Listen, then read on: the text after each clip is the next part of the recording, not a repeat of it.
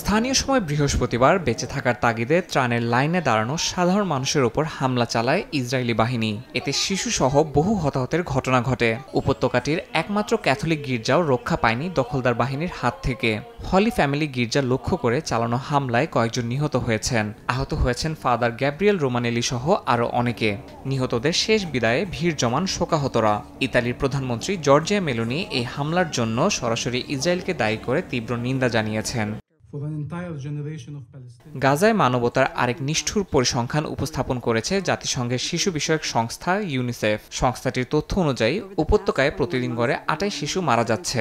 গত ২১ মাসে নিহত হয়েছে ১৭,০০০ শিশু, আহত ৩৩,০০০। ইউনিসেফ বলছে অস্ত্রহীন এসব শিশু কোনো যোদ্ধা নয়, খাদ্য বা ওষুধের লাইনে দাঁড়িয়ে জীবন হারাচ্ছে। আর যারা বেঁচে আছে তারা বয়ে বেড়াচ্ছে চিরস্থায়ী মানসিক আঘাত।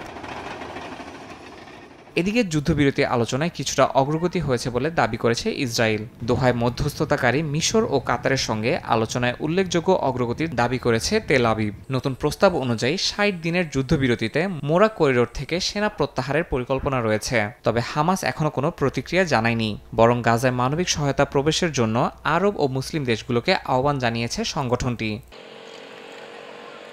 গাজায় যুদ্ধ শেষে প্রশাসনিক দায়িত্ব নিতে প্রস্তুত বলে জানিয়েছে ফিলিস্তিনি কর্তৃপক্ষ।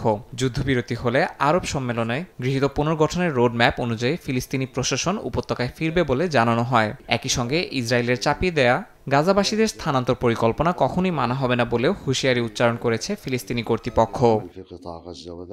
ইয়াসিন মোহাম্মদ জিসান, সময় সংবাদ।